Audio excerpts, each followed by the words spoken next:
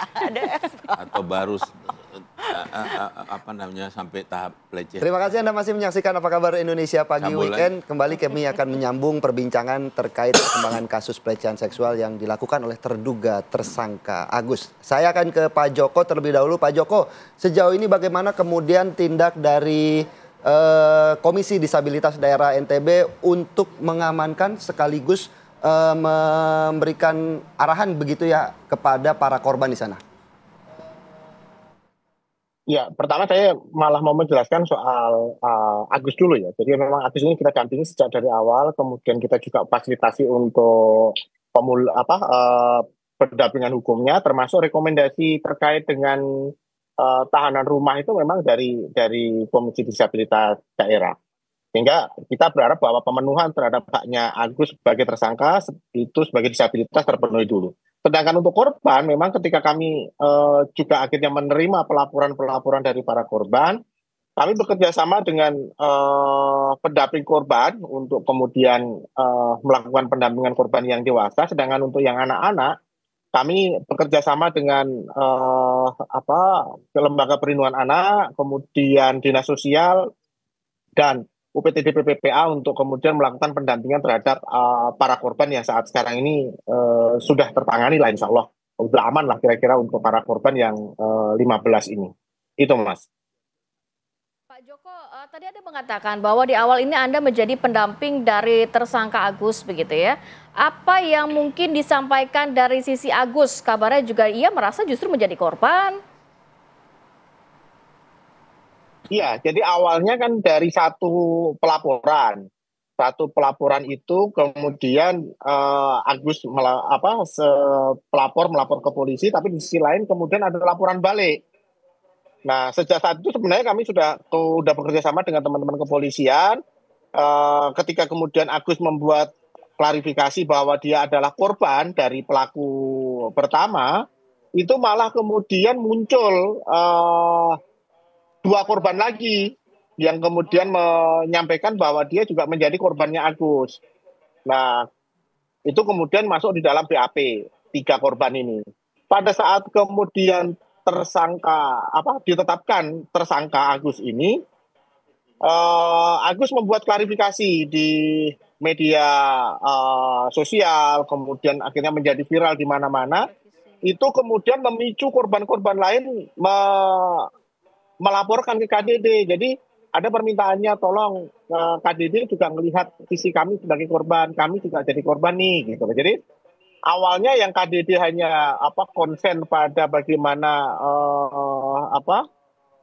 pemenuhan hak dari saudara Agus sebagai disabilitas, tetapi ketika kita juga menerima laporan-laporan dari masyarakat terkait apa yang dilakukan oleh saudara Agus, mau tidak mau kami juga bekerja sama dengan lembaga-lembaga lain untuk kemudian juga melindungi hak-hak korban yang melapor itu.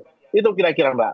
Kalau dari pengakuan Agus ya tetap sama bahwa perbuatan itu terjadi, kekerasan seksual itu terjadi. Kalau dibilang di antara 3 yang pertama itu memang terjadi persetubuhan, kira-kira begitu, tetapi persetubuhan itu didasari awalnya dia ngakunya sebagai dia yang harusnya menjadi korban karena dia yang dibawa gitu, tetapi lambat laun dia menyampaikan bahwa saya dan si korban itu melakukan suka sama suka gitu. Itu Mbak. Baik, terima kasih Pak Joko. Saya mau ke Pak Ahir terlebih dahulu Pak. Kalau menurut laporan-laporan yang masuk, kemudian pasal apa yang kemudian bisa menjerat Agus tersangka? Jadi ada yang kalau menurut Agus ada yang suka sama suka dan begitu, mengakui adanya terjadi pelecehan seksual gitu ya? Tentu dilihat dulu kenapa ini suka sama suka, kemudian ada perbuatan yang dilarang yang mereka lakukan itu. Prosesnya kenapa? Anda enggak bujuk-memujuk apa segala macam, kan ada proses toh di situ. Sehingga orang mau seperti itu. Ini yang harus dilihat dulu nanti dikaji nih. Jangan kita yang di muara saja. Di hulunya gimana? Nggak mungkin itu. Dilihat dulu awalnya gimana. Barulah nanti dia bisa diterima atau tidak. Nah, kemudian mengenai masalah, ini mengenai masalah delik susila sebenarnya. Yang di dalam negara kita, ini banyak sekali pengaturan perundang-undangan kita tentang delik susila ini. Antara lain di dalam KUHP juga ada pasal 281 ke atas. Kalau pemerkosaan 285 KUHP kita itu 12 tahun ancaman pidana. Kemudian aja delik susila itu mengenai masalah undang-undang tentang pornografi.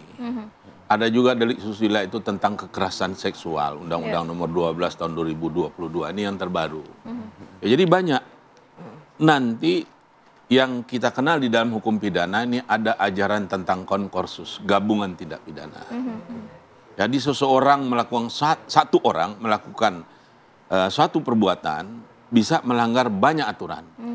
Ini yang dikatakan konkursus idealis. Akankah itu jadinya pasal berlapis itu, Pak? Bisa dilihat nanti alternatif. Kalau dalam konkursus ini ancaman pidana yang terpakai itu adalah yang terberat. Yang dimungkinkan terberat tambah sepertiga, satu. Supaya nanti tidak terjadi kalau satu perbuatan. Kalau dia berlanjut juga tindak pidana. Sekarang ini lagi, sekarang ini. Nah ini kan agak berbeda. Peristiwanya yang satu orang dengan orang lainnya ada 15. Kalau nggak salah ada 3 orang tadi yang sudah agak jauh ya tindakan ini. Nah itu dilihat nanti oleh pihak penyidik nih mereka mau apa.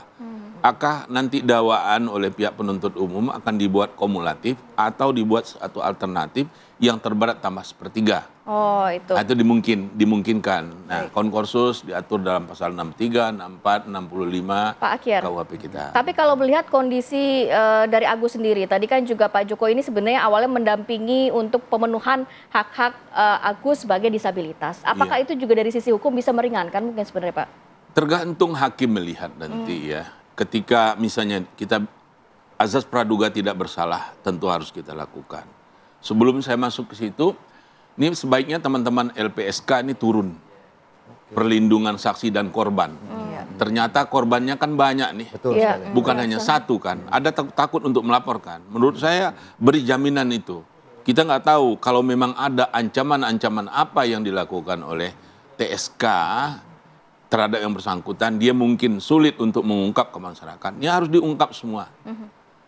LPSK ini mudah-mudahan mendengar juga ya teman-teman ya. Betul sekali. Nah, itu ikutlah turun tangan, ini saatnya nih. Ini kan jarang-jarang benar kejadian seperti ini. Ya, jarang saya memperoleh informasi saudara kita disabilitas melakukan suatu tindak pidana yang seperti ini. Ya kan? Nah, tadi pertanyaannya gimana nanti? Gimana hakimnya?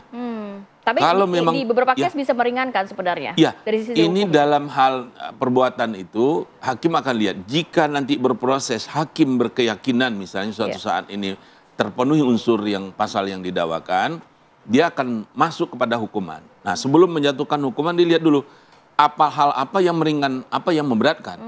Bisa saja kondisi yang itu meringankan, tapi tidak tertutup kondisi yang seperti itu bisa jadi memberatkan. Mungkin meringankan kondisi yang kayak begini, janganlah dihukum berat-berat. Bisa juga, kenapa sih kondisi seperti ini kok melakukan kayak begini? Kok sampai berantai ini tanda kata? Justru bisa memberatkan. Korban, itu bisa memberatkan juga. Sementara kalau kita berbicara fasilitas rumah tahanan, apakah memang sudah ada fasilitas untuk rumah tahanan penyandang disabilitas, Pak? Sampai saat sekarang saya belum menemukan. Saya sering masuk penjara.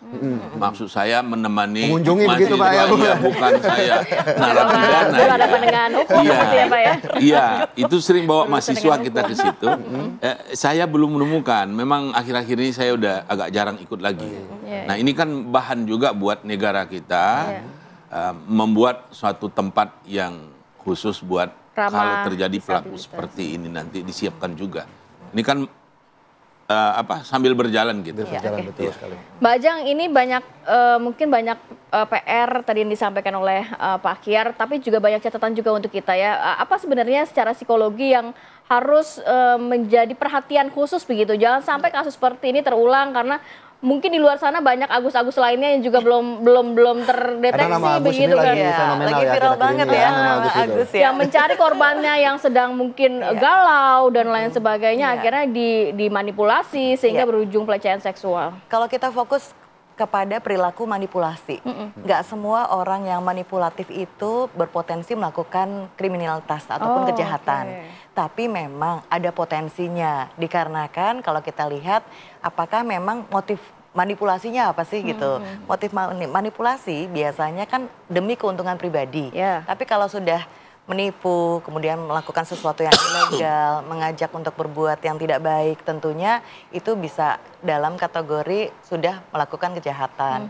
Kemudian kenapa orang yang punya keahlian untuk memanipulasi orang itu kalau dia sudah sampai pada taraf kurang empati, biasanya juga punya tendensi bisa melakukan kejahatan karena dia sudah nggak ada rasa bersalahnya terhadap korban atau misalnya buat dia itu bukan sesuatu hal yang menyakitkan ya buat dirinya, tapi kan buat korban tentunya berbeda.